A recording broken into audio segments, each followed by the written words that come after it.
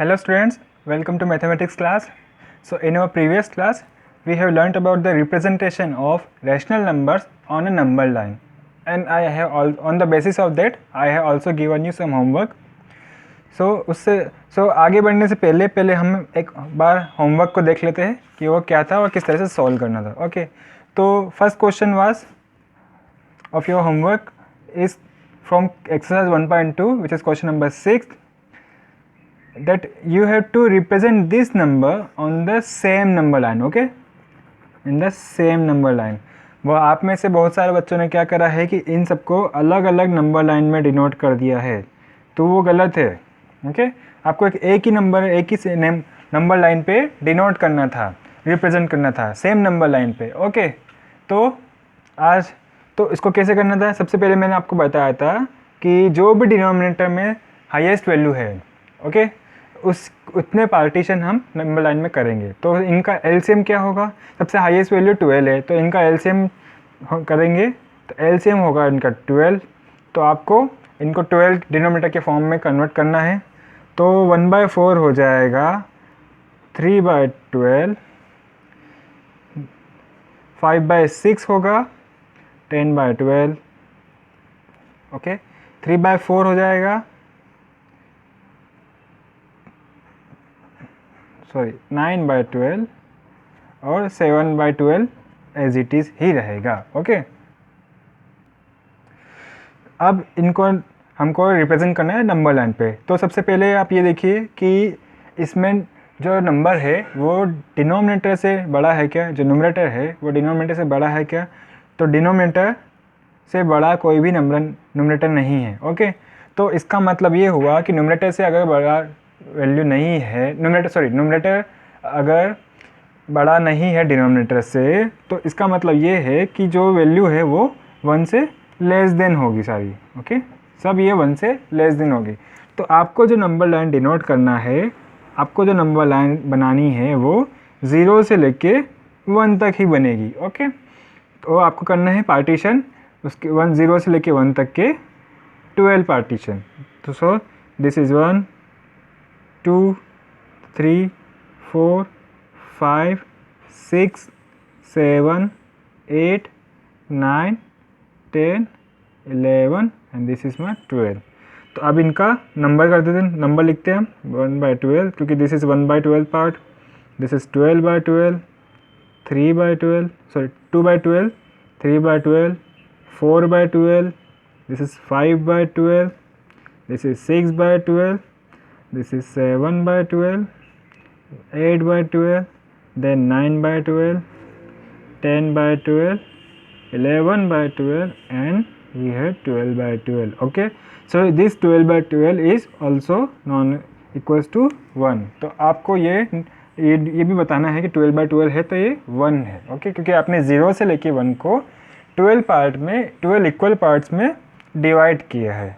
तो अब जो नंबर से हम देख लेंगे, first is 3/12, so this is 3/12, then 10/12, so this is 10/12, then 9/12, so this is 9/12, and at last we have 7/12, so this is our 7/12.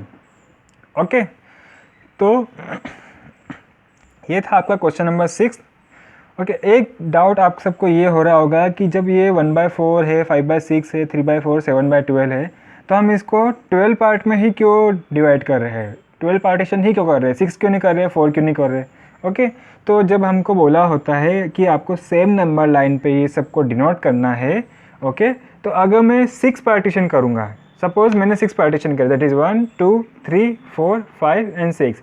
Okay, ये सब आगे मैं भूल जाता हूँ. मैंने अगर यहाँ तक के करा है, ठीक है, ये 6/12 तक, तो अब मेरे को इसमें 7/12 रिप्रेजेंट करना है, तो मैं कैसे करूँगा. पार्टीशन तो मैंने 6 ही लिए, 6 पार्टीशन करे हैं, तो मेरे को अब क्योंकि मेरे को 12 पार्टीशन चाहिए, 7th part of 12th partition मेरे को रिप्रेजेंट करना है, तो मैं 5/6 मतलब कि 6 पार्टीशन वाले केस में नहीं कर सकता हूँ मैं. ओके, 7/12 को मैं 6 पार्टीशन वाले केस में नहीं कर सकता हूँ. सिमिलरली 4 पार्टीशन में भी नहीं कर पाऊँगा मैं, क्योंकि मेरे को 12 पार्टीशन चाहिए, 12 partition 7th part of 12th partition. Okay, तो that is why we are dividing this number line into 12 partition. Okay, so that's why we take the LCM first and then convert all these numbers into same partition. So we take same partition as 12. okay, अगर यहाँ पे 12 की जगह 24 होता या 48 होता तो हम उसको उतने पार्टीशन करते. ओके, मैक्सिमम पार्टीशन हमेशा सबसे पहले हम वो लेते हैं. फिर इसके बाद जो सेकेंड क्वेश्चन था, इसका 7th क्वेश्चन, वो था कि आपको -5/12 -7/12 -1/12 और -9/12 को डिनोट करना था सेम नंबर लाइन पे. ओके, तो इसको भी हम वैसे की वैसे ही करेंगे एज इट इज़. इसमें और अबव क्वेश्चन में सिर्फ एक ही डिफरेंस है कि ये जो नंबर्स थे ये सब पॉजिटिव इंटीजर्स थे, पॉजिटिव रैशनल नंबर्स थे. ओके, तो हमने इसलिए ये जो होंगे वो ज़ीरो के राइट साइड में आते हैं. लेकिन ये जो है नेगेटिव इंटीजर्स है, नेगेटिव नंबर्स है, नेगेटिव रैशनल नंबर्स है, तो जितने भी नेगेटिव नंबर होते हैं वो लेफ़्ट साइड में आते हैं ज़ीरो के. तो इसलिए मैं यहाँ पे करूँगा ज़ीरो लिखूँगा. ठीक है, फिर मेरे को करना है 12 पार्टीशन. तो this is 1 2 3 4 5 6 7 8 9 10 11 and 12. So this is my -1/12, -2/12, then -3/12, -4/12, -5/12, -6/12, -7/12, -8/12, -9/12, -10/12. This is my -11/12, and at last I have -12/12. okay, so this -12/12 is also equals to -1. so you have to write this also. okay, क्योंकि zero और -1 को हमने 12 part में divide किया. Okay, आप में से कुछ स्टूडेंट ने ये मिस्टेक करी है कि उन्होंने यहाँ पे लिख दिया 0 और यहाँ पे लिख दिया 1 और फिर यहाँ से स्टार्ट कर दी 1 2 3 4. ओके, और माइनस भी लिख दिया है. ऐसा गलत है. ओके, क्योंकि माइनस जो वैल्यूज़ होती है वो ज़ीरो के लेफ़्ट साइड में आती है और वो लेफ़्ट साइड में ही डिक्रीज़ होती है. ओके, मतलब उनके नंबर्स इंक्रीज़ होते हैं. जैसे -1 फिर -2 -3 -4 -5 ऐसे करके लेफ़्ट में ही उनकी वैल्यूज़ डिक्रीज़ होना स्टार्ट होती है. क्योंकि जितना -1 और -2 में देखूँगा तो -2 ज़्यादा स्मॉल है -1 से. ओके, तो अब आपको डिनोट करना है ये नंबर्स. तो first is -5/12, this is -5/12, then -7/12, -1/12 and -9/12. Okay, so and the last question was question number 9th. उसमें आपको करना था 13/6 को डिनोट करना था. सॉरी 9th नहीं, क्वेश्चन नंबर 8. 13/6 को आपको डिनोट करना था. ओके, तो सबसे पहले आप यहाँ पे देखोगे तो जो डिनोमिनेटर है वो न्यूमरेटर से छोटा है. तो न्यूमरेटर जो है वो डिनोमिनेटर से बड़ा है. अगर p/q के हम फॉर्म में लिखते हैं सो p is greater than q. तो हम इसको सबसे पहले एक मिक्स फ्रैक्शन में के फॉर्म में लिखते हैं. ओके, तो मिक्स फ्रैक्शन के फॉर्म में लिखूँगा मैं तो 216 होगा. ओके, तो इसका मतलब ये हुआ कि हमको जो नंबर्स है उनके हर नंबर को 6 पार्टीशन करने हैं. हर नंबर्स के 6 पार्टीशन करने, जैसे 0 1 2 3 4 इनके बीच में मेरे को 6 पार्टीशन चाहिए. 1/6 का मतलब 6 का मतलब तो ये हो गया. ओके, तो मैं सबसे पहले ये 0 लिखा. ठीक है, अब आपको नोटिस करने की बात ये है कि that here we have 2 and then 1/6. अगर आप इस नंबर्स को देखो तो आपको एक आइडिया ये मिल सकता है कि जो 13/6 है उसको हमने मिक्स फ्रैक्शन के फॉर्म में लिखा 2 1/6. इसका मतलब ये कि जो नंबर 2 आएगा 2 के बाद में जो पहला पार्ट होगा 1/6 part, first part of 6 partition will be our 13/6. Okay, तो पहले मैं क्या करता हूँ, पहले मैं डिवाइड करता हूँ. पहले इनको पार्टीशन कर देता हूँ. 1 2 3 4 5 6. तो यहाँ पे मेरा 1, फिर 1 2 3 4 5 6 देन 2 1 2। ओके, तो मैंने 2 तक ही छोड़ देता हूँ। अब अगर मैं इसे इस मिक्स फ्रैक्शन के फॉर्म में अगर मैं देखूँ तो मैं सिर्फ इसको देख के भी मैं बता सकता हूँ कि जो हमारा 13/6 है वो कहाँ होगा। कैसे? 2 1/6 है, मतलब 2 पे जो देखना है मेरे को, ये मेरा 2 ये रहा। फिर जितने भी पार्टीशन है, ओके, मैंने 2 और 3 के बीच में 6 पार्टीशन करे। ओके, सब यहाँ पे 1 और 2 का रखे मैंने। फिर आगे 3 4 5 6 3 तक है। ओके, इसलिए मैंने यहाँ पे एक एरो लगा रखा है क्योंकि वो नंबर लाइन आगे तक है। ठीक है, तो मुझे 2 के बाद में जो पहला पार्टीशन है, 6 पार्टीशन जो हमने किए हैं, वो मेरे को जो ले लूँगा तो मेरे को वो होगा मेरा 13/6। ओके, तो ये मैंने मिक्स फ्रैक्शन के फॉर्म में अगर देखा तो मैंने उसको देख के बता दिया कि ये इसको देख के भी हम बता सकते हैं। उसके अलावा अभी तक हम जो कर रहे थे हम वही करते हैं, वापस से चेक करते हैं कैसे। तो पहले जो पार्टीशन करे अब उनको नंबर देते हैं हम। तो this is 1/6, 2/6, 3/6, 4/6, then 5/6, then 6/6, which is also equals to 1. Okay, then 7/6, 8/6, 9/6, 10/6, 11/6, and 12/6. Okay, which is also equals to 2. Then I have 13/6 and then 14/6. 13/6 हमको डिनोट करना है, तो 13/6 ये रहा, which is also same as by representing with this kind of method. Okay, तो आप इस तरह से भी कर सकते हैं। ये एक वे ऑफ मेथड मैंने बताया है कि आपको अगर डिनोट करना है तो कैसे कर सकते हैं। बट आपको ये नंबर्स तो आपको लिखना ही रहेंगे हमेशा नंबर लाइन पे, ताकि ये मालूम रहे कि आपने कितने पार्टीशन करे हैं और उन पार्टीशन की वैल्यू क्या क्या है। Okay, so this was all about your yesterday's homework. Now we will move towards our first topic of today's lecture, which is comparison of rational number, which is at page number 16. Okay, तो अभी तक हमने rational numbers के बारे में study करी है। और आपको सबसे पहले हम जब ये चैप्टर स्टार्ट कर रहे थे तो मैंने आपको एक होमवर्क दिए थे कुछ कि ना, उसमें आपको फाइंड करना था कि इसमें से नंबर जो है वो ग्रेटर कौन सा है। ओके, तो आपने फाइंड किया था। तो आपने कैसे फाइंड किया था? 2/3 और 4/5 सपोज नंबर था, तो आपने क्या किया था? आपने पहले एलसीएम लिया था। एलसीएम लूँगा मैं, इसका एलसीएम लेने पे मेरे को मिला था 15। ओके, 15 एलसीएम मिला था, तो 2/3 को मैंने फिर लिखा था 10/15। फिर और 4/5 को लिखा था मैंने 15 12। ओके, फिर हमने देखा था कि 10/15 और 12/15 में से ग्रेटर कौन सा है। कैसे?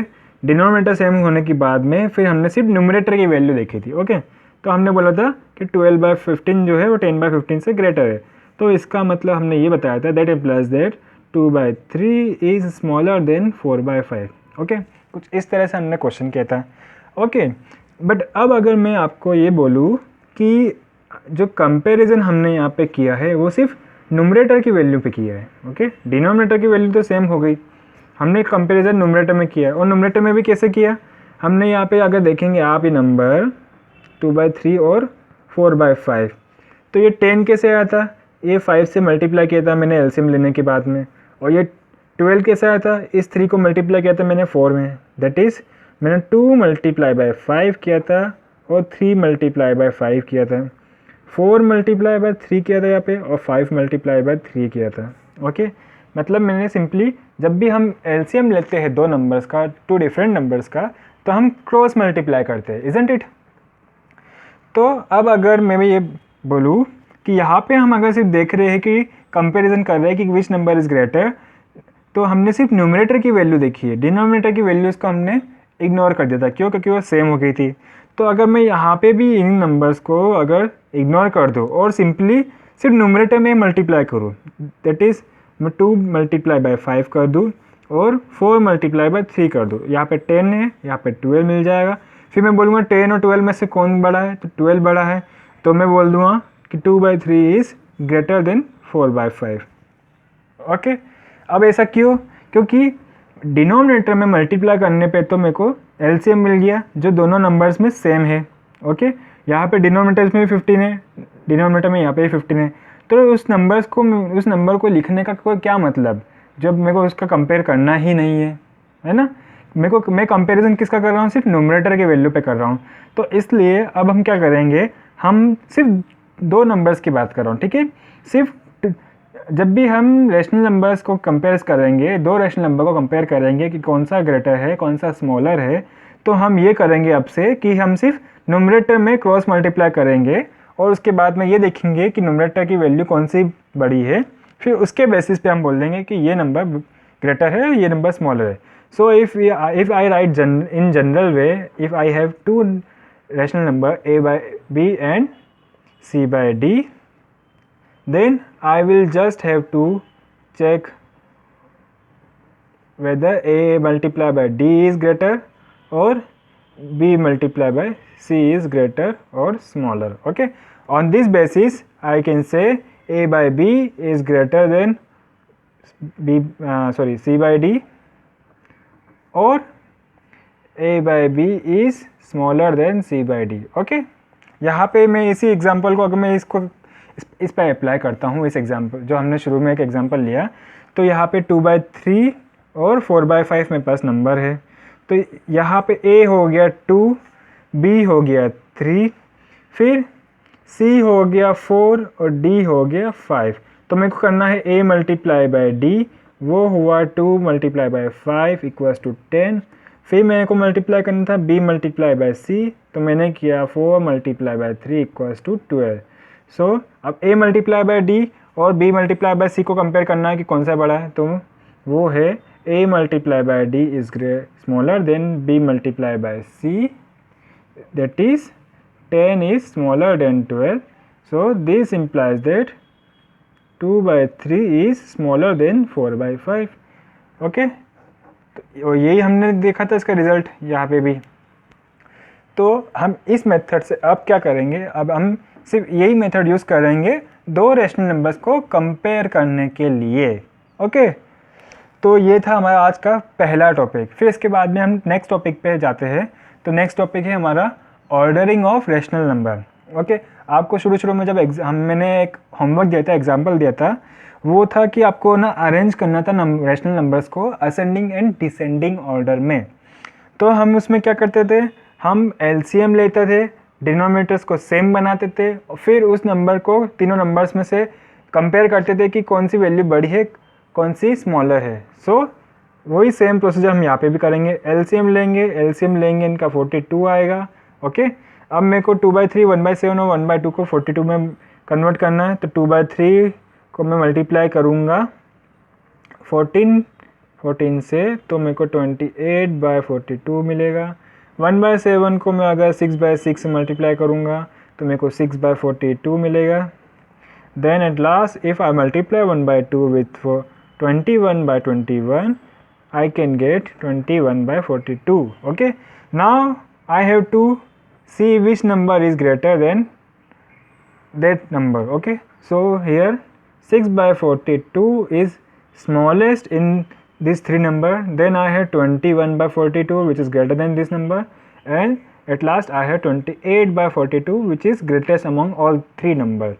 So from this we can say that 1/7 is greater than 1/2 is greater than 2/3. Okay, तो ये आपका असेंडिंग ऑर्डर आपको इस तरह से लिखना है। ओके, तो ये था हमारा आज का सेकेंड टॉपिक जो हमको पढ़ना था। इसके बाद जो आज थर्ड टॉपिक जो हम पढ़ेंगे वो है absolute value of rational number. Okay, उससे पहले आपको मैंने अभी एक असेंडिंग ऑर्डर का बताया है, एक डिसेंडिंग ऑर्डर जो है ये आपको करना है, ये आपके लिए होमवर्क रहेगा। इसको आपको डिसेंडिंग ऑर्डर के फॉर्म में लिखना रहेगा। ओके, सो ये I am not going to show this. Okay, you can do it by yourself. So now we will move towards our last topic of this lecture which is absolute value of rational numbers. Yes, you heard it right, this is the last lecture of today's lecture. Okay, so what is the absolute value?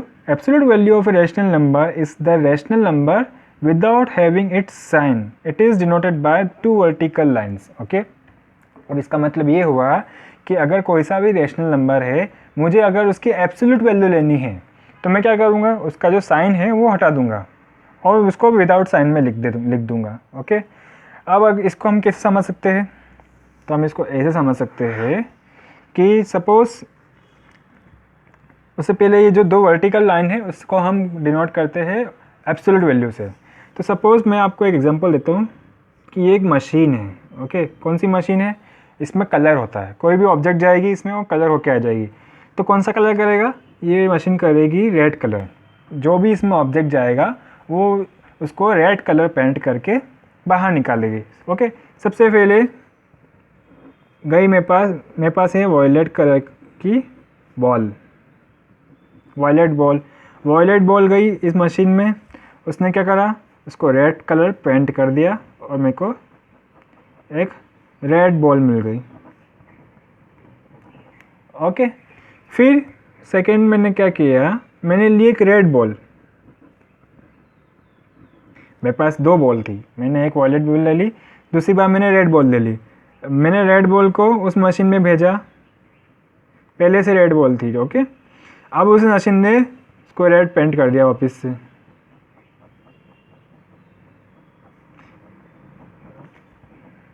Okay, मैंने उस machine में red ball डाली, उस पर उसने colour कर दिया, मेरे को वापस रेड बॉल मिली। ठीक है, पहले भी रेड थी अभी भी रेड है, तो मेरे को कोई डिफरेंस नहीं मिला, पहले से भी रेड थी अभी भी रेड है। वॉयलेट कलर मैंने जब जैसे डाला था, वॉयलेट कलर की बॉल या फिर दूसरे कलर की बॉल डालता हूँ रेड के अलावा, तो मेरे को रेड कलर मिल रहा था। लेकिन अगर मैं रेड कलर की बॉल अगर उसी मशीन में डालता हूँ तो मेरे को रेड ही मिलेगा वापस।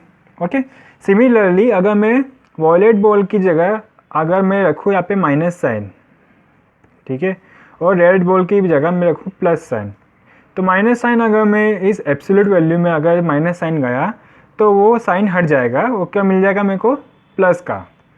और अगर प्लस का साइन अगर इस एब्सोल्यूट वैल्यू में जाता है तो वो जैसे रेड बॉल थी, रेड बॉल प्लस रेड की रेड ही रही, तो प्लस अगर इस मशीन में गया मतलब इस एब्सोल्यूट वैल्यू में गया तो वो प्लस का प्लस ही रहेगा। ओके, तो कुछ एग्जांपल देख लेते हैं हम।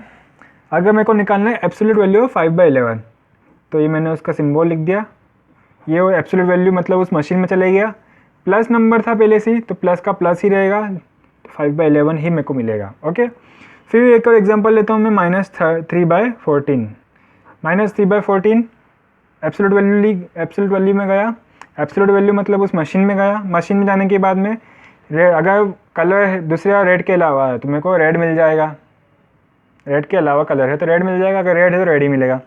यहाँ पे माइनस साइन है तो माइनस का क्या हुआ, प्लस साइन हो जाएगा, +3/14, और साइन को लिखना नहीं है हमको, प्लस को लिखते नहीं हम, इसलिए 3/14 as it is. Okay, then I have 1/3 which is also a positive value, so absolute value of this positive value will remain 1/3. Okay, तो ये था आपका आज का third topic.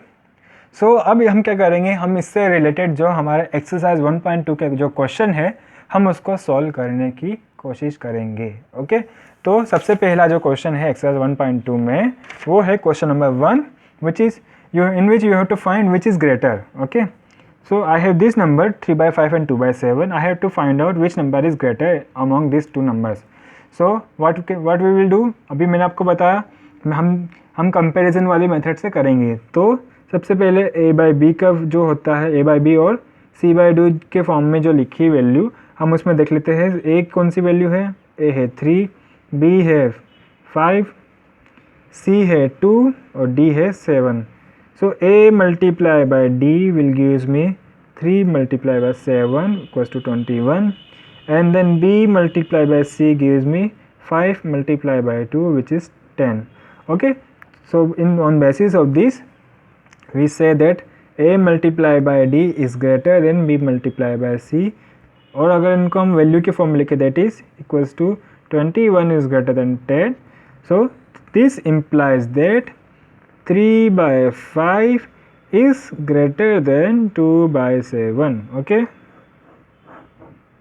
so this is our answer. You have to find which this number is greater, so we say that 3/5 is greater than 2/7. Okay, so now the next question is same question, and then next part is minus 4 by 9 and minus 5 by 11. So similarly we have A here minus 4, B here 9, okay, C here minus 5 and D here 11. Similar same process, A multiplied by D gives me minus 4 multiplied by 11, which is equals to minus 44, okay. Then B multiplied by C gives me minus 5 multiplied by 9 equals to minus 45, okay.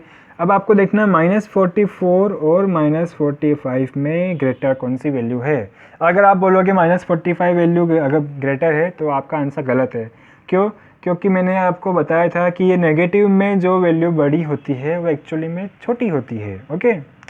तो जो number negative में smaller है वो actually में बड़ा है. तो minus 44 is greater than minus 45. So that means minus 44 is A multiplied by D. So that means minus 4 by 9 is greater than minus 5 by 11. Okay. So this is our question number first. Now we will move to our question number second. Okay, in which you have to insert greater or smaller sign in the box. First is 6 by 7 and 3 by 8. Similar same process we multiply with 6 by 8 equals to 4. Cross multiply करेंगे हम. अभी तक हम यही कर रहे थे, a multiply by d और b multiply by c, okay. Cross multiply किया गया मैंने 6 और 8 का. 6 8 जा 48, 7 3 जा 21. तो 48 मतलब 6 into 8 is greater than 7 into 3, okay. 48 is greater than 21, so we will say that 6 by 7 is greater than 3 by 8, okay. Now the next part, the same question, part E, 12 by 19 and 11 by 22. So cross multiply करेंगे. 12 into 12 gives me 144, 12 का square actually, okay. फिर 19 into 11 gives me, so 19 multiplied by 11 gives me 209, okay. कर लीजिए आप कैसा करेंगे. 11 9 9 11 20, okay. So 209 is same. So this implies that 19 by 11 is greater than 12 by 12, okay.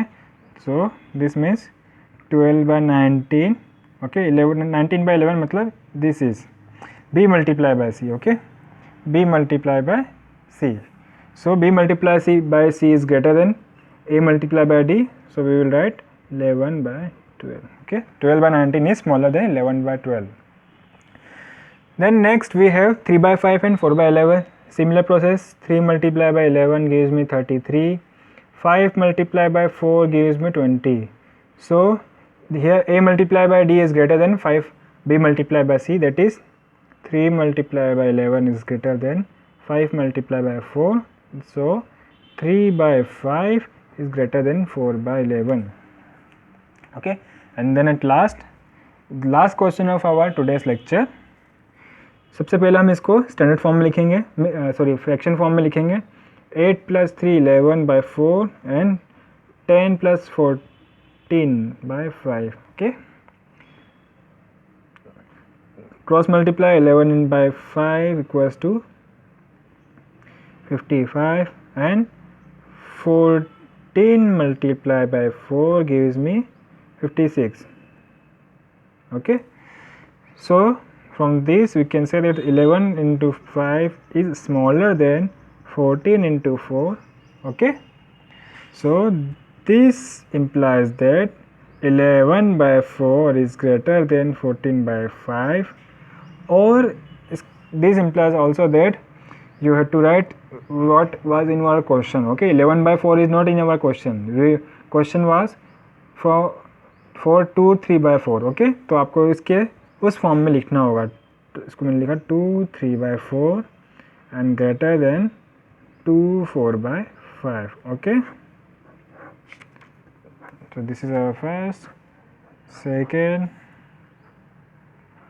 third and fourth part of this question number 2, okay. So the remaining part of question number 1 and question number 2 will be your homework, okay. and the next video, our next lecture will be the last of this exercise and also will be the last of this chapter. Okay, so we will finish our chapter 1 in our next video. Okay, so then day after next video we will start our second chapter. Okay, तो उससे पहले आप आपके जितने भी homework है उसको complete करिए और मुझे सेंड करिए. आपकी जो लास्ट डेट है, डेडलाइन है, वहाँ तक का वेट मत करिए. ठीक है, तो आप पढ़ते रहिए, अच्छे से पढ़िए. घर पे कुछ डाउट हो तो आप मेरे को बिल्कुल कॉल कर सकते हैं, मैसेज कर सकते हैं कुछ डाउट होने पे. ठीक है, तो ये था आज की क्लास के लिए 1.2 के कुछ क्वेश्चंस और कुछ हमारे टॉपिक जो हमने आज पढ़े. ओके, तो अब हम मिलेंगे हमारी नेक्स्ट क्लास में. So till then have a good day and a good bye. Thank you very much.